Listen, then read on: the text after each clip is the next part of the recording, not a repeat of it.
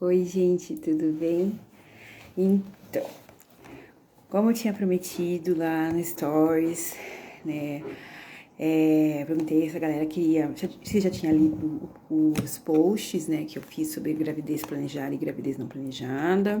Se queriam um videozinho comentando sobre os desdobramentos desses posts, o que as pessoas falaram, né? Como é que foi, o que gerou discussão, né? Então aqui estou eu para cumprir com a promessa. Quero dizer que eu nunca fiz vídeo na vida, vídeo assim, né? Então eu tô um pouquinho com vergonha, um pouquinho atrapalhada, então me perdoem, não sairá perfeito, né? Mas eu preciso também me experimentar fazendo coisas diferentes, né? Coisas que eu nunca fiz, né? Fiz um roteirinho, olha o roteirinho. Também quero dizer que vocês não repararam na minha cara de cansada, né? Embora vocês já tenham reparado agora. Mas é sexta-feira, né, gente? Então a gente fica mais cansada mesmo. Na semana vai chegando, a gente já vai se arrastando um pouquinho mais, tá bom?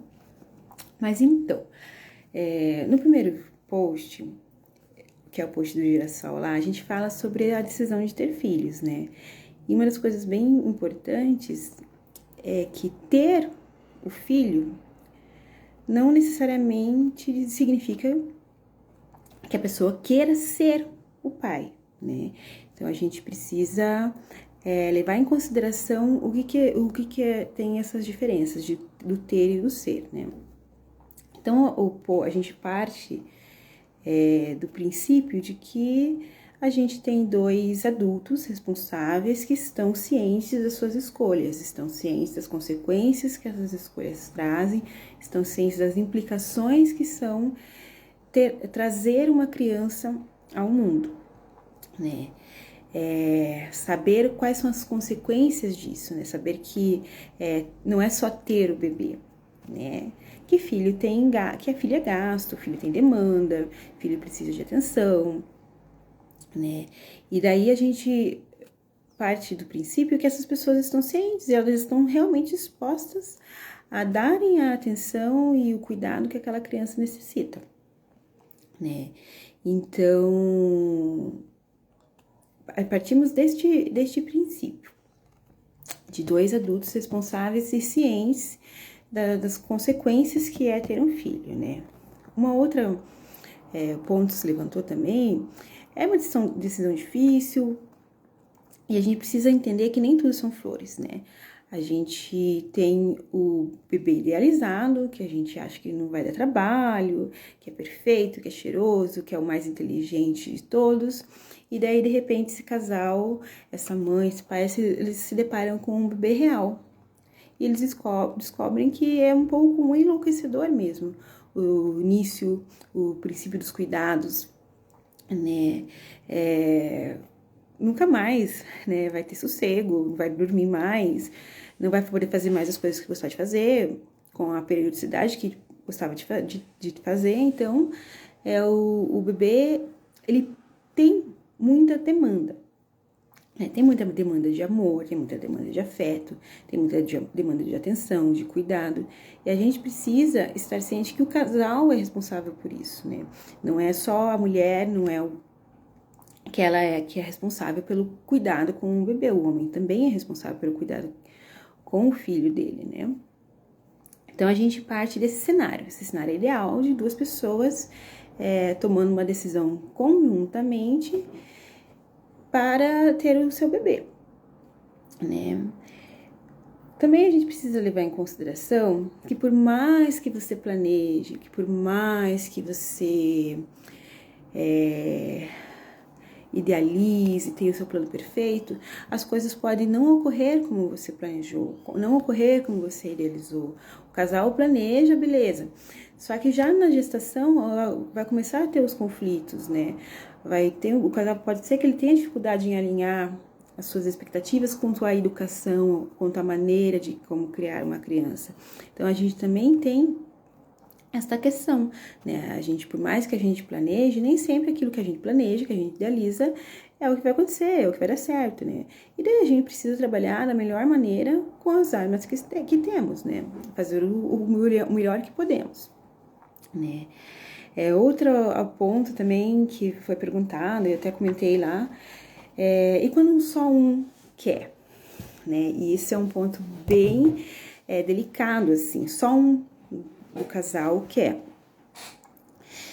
Aí vocês precisam avaliar, né, qual é a importância do filho para você, né, qual que é essa importância.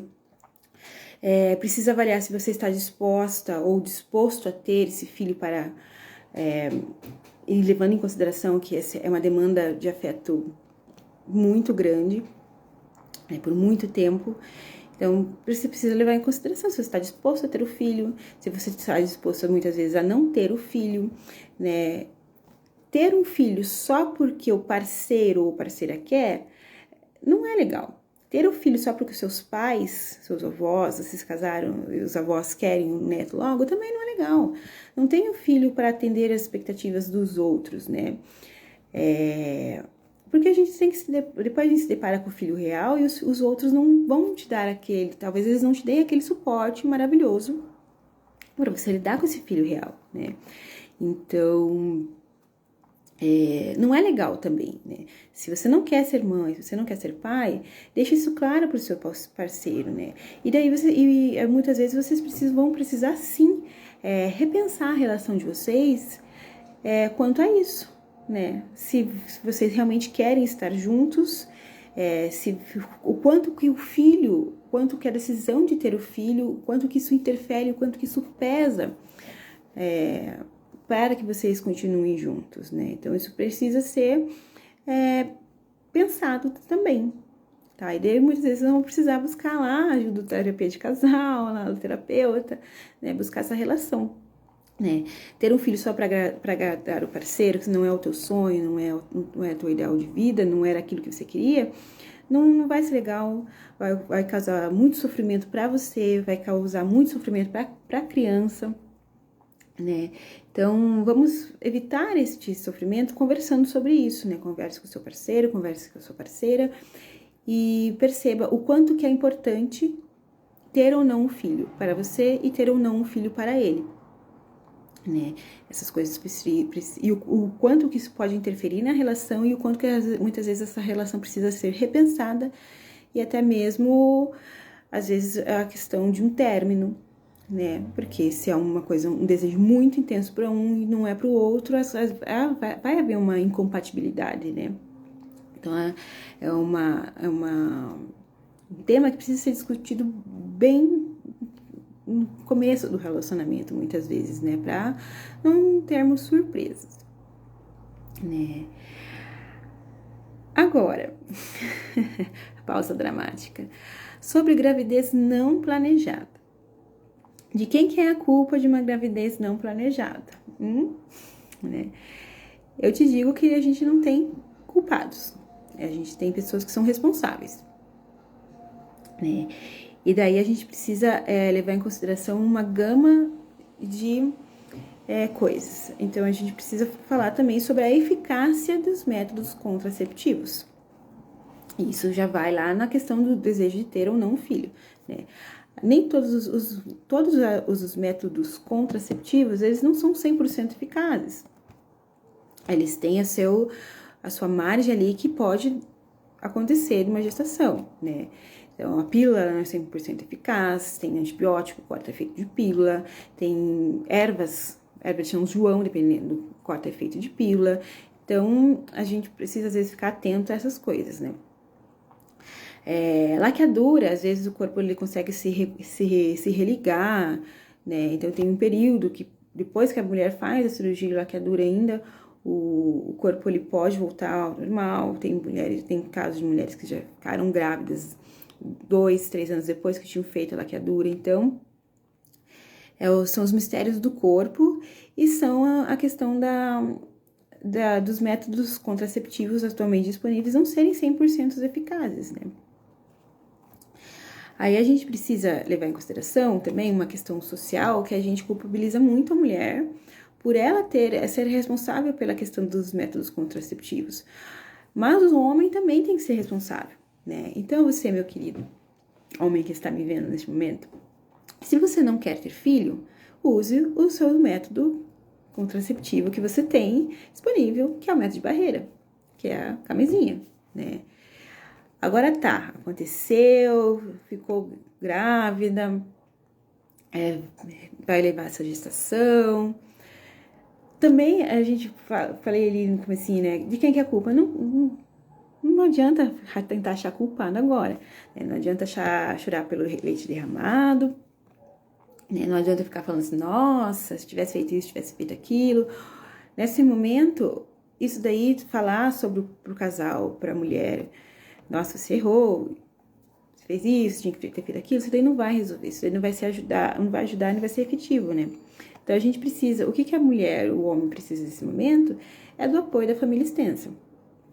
Né? Os avós apoiarem, os tios apoiarem, né? Se preocuparem com essa mulher, com esse homem que está tendo esse bebê, e o casal se organizar e conversar e tentar decidir as coisas da melhor forma que for possível para garantir os direitos do pai, da mãe e da criança, né?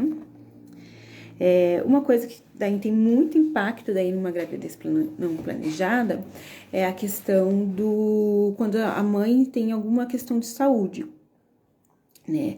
Alguma doença autoimune, alguma coisa que pode comprometer a saúde materna, né? Então, às vezes, a mulher não poderia ter engravidado e engravidou, né? Não poderia ter engravidado por uma questão de saúde, porque o corpo dela já está debilitado, porque o corpo dela está tomando uma medicação, uma quimioterapia, uma pulsoterapia, enfim. E daí, nesses casos, o estresse é muito mais intenso, né? O estresse é muito maior. E também a gente precisa apoiar essa mulher, né?